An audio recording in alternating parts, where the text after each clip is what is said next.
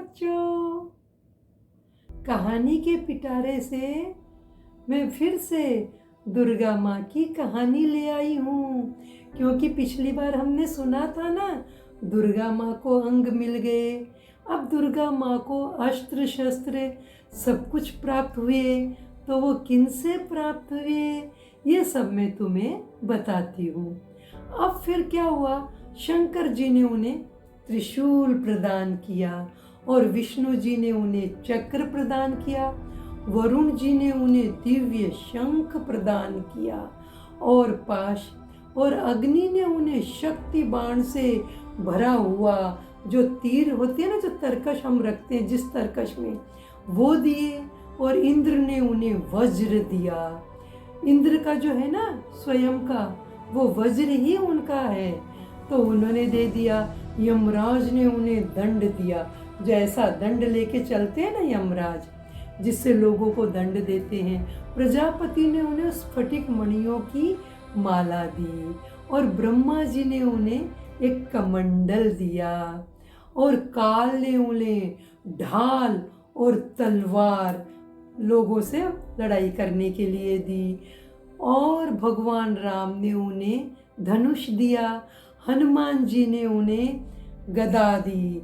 सूर्य ने उनके जितने रोमकूप है ना हमारे शरीर पे, यानी बॉडी पोर्स, उनको अपनी किरणों से भर दिया, तो वो इतनी तेजोमय हो गई, इतनी कांति युक्त हो गई।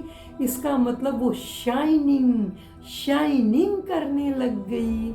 और समुद्र ने उन्हें दिव्य वस्त्र जो कभी खराब नहीं होते वो दिए, हार दिए, बालों में लगाने वाला चूड़ामणि दिया, कानों के कुंडल दिए और हाथों के कंगन दिए, भुजाओं के लिए बाजूबंद दिए, सब अंगुलियों में अंगूठियां प्रदान करी।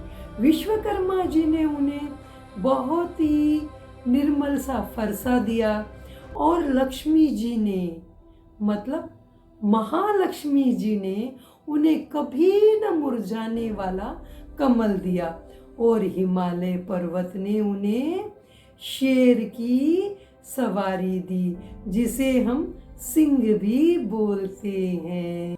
जब आदि शक्ति तेजोमय हो गई तो उन्होंने बहुत जोर से गर्जना करी। उस गर्जना से पूरा हमारा भूमंडल, वायुमंडल सब एकदम डगमग डगमग डोलने लग गया।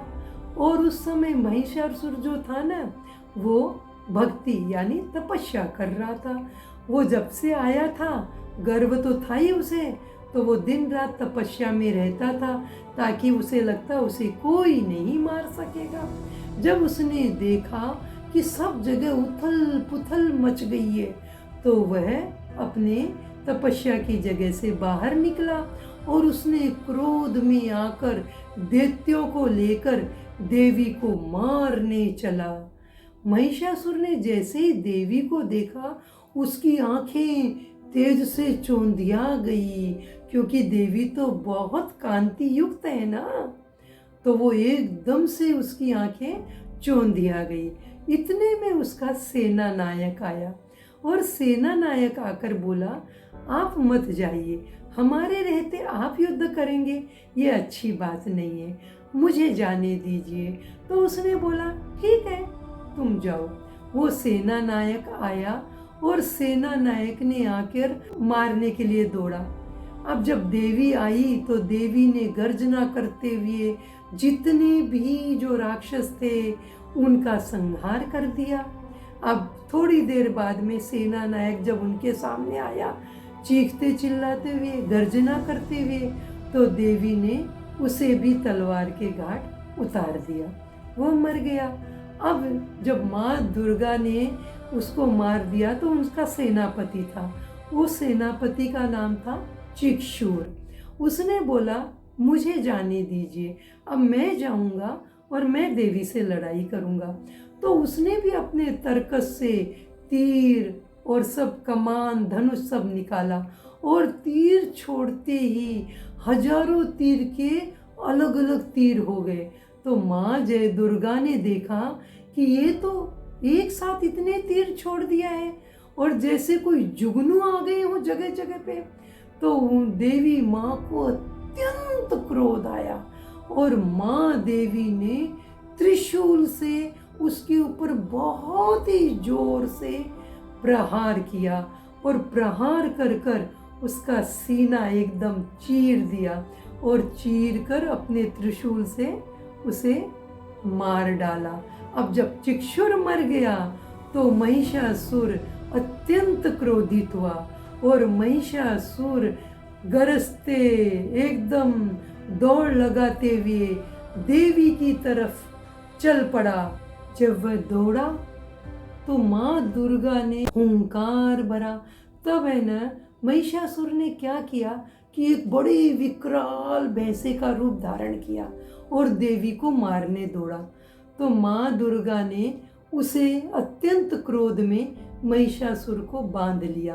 तब महिषासुर ने तुरंत शेर का रूप धारण कर लिया।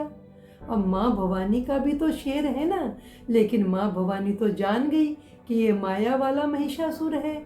उन्होंने उस शेर को भी तुरंत बांध डाला। तो महिषासुर ने हाथी का रूप धर लिया और हाथी के रूप से जोर से चिंघाड़ने लगा। तब माँ दुर्गा ने उसकी सूंड काट डाली। जब सूंड काट दी तो उसने फिर से खुद को भैंसे के शरीर में परिवर्तित कर लिया। अब वह समझ गया कि मेरी माया अब नहीं चलेगी, तो उसने अपने शक्ति के द्वारा सारा जितना भी दम है लगाया महिषासुर ने, लेकिन माँ देवी ने उसको अपने पैरों के बीच में बांध लिया और क्रोध में आकर कहा कि तूने घमंड में आकर सभी देवी देवताओं को अत्यंत दुख दिया है, सबके देवलोक छीन लिए, इंद्रलोक छीन लिए, तो अब मैं तुझे नहीं छोड़ूंगी, अब मैं तेरा संहार करूंगी। और देवी ने उछलकर बिजली की गति से उसके ऊपर अपना पांव रख दिया और उसे पांव तले ले लिया। तुम देखते हो ना, महिषासुर को माँ देवी पांव के नीचे ले लेती हैं और वो जैसे ही भैंसे के शरीर से बाहर आने लगा कि माँ देवी ने तुरंत तलवार और त्रिशूल से उसका वध कर दिया। महिषासुर को मरा देखकर सभी राक्षस दैत्य भाग गए और सभी देवता अत्यंत प्रसन्न हुए। माँ भगवती दुर्गा की बहुत स्तुति करी, दुर्गा देवी से प्रार्थना करी, जब जब हम पर संकट आए तो आप अवश्य हमारे कष्टों का निवारण करें।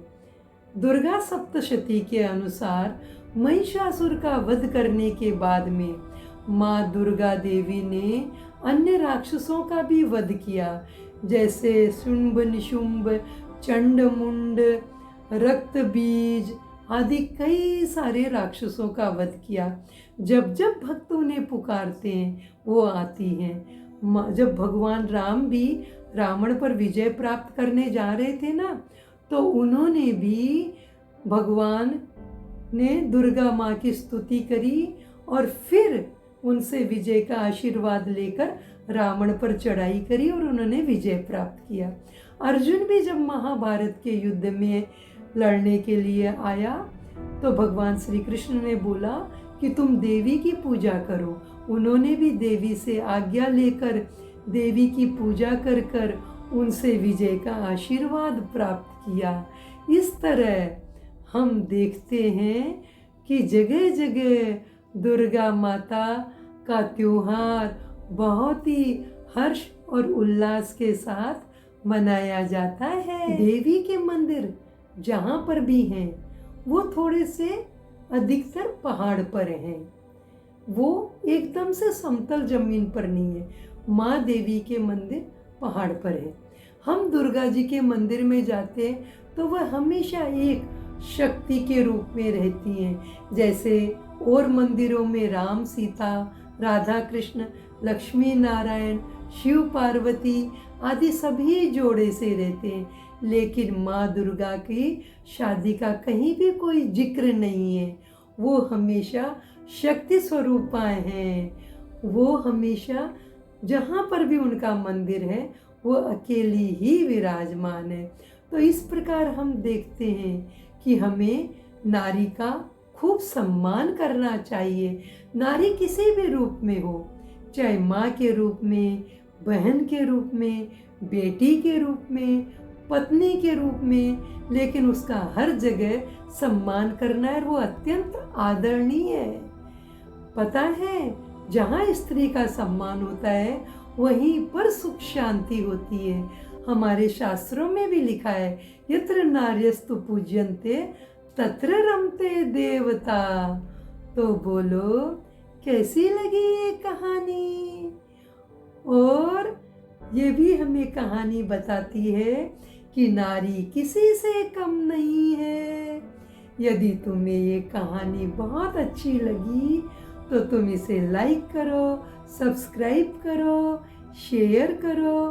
तो बोलो बच्चों, मिलकर जय माता दी।